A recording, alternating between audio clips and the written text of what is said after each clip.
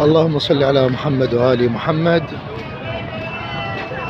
عظم الله أجورنا وأجوركم، أحسن الله عزانا وعزاءكم. لأول مرة لأول سنة في يوم 20 صفر تبقى كثافة الزوار بهذا العدد. يعني كل سنة ماكو هيك، يعني يوم 20 صفر المواكب كلها مفلشة من تيم، ما عدا فلشت المواكب اليوم.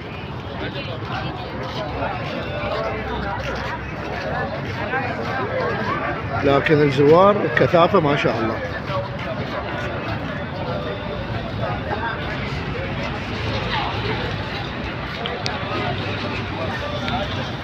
موكب العتبة العباسية المقدسة طريق النجف لا زال أيضا مستمر بتوزيع وجبات الطعام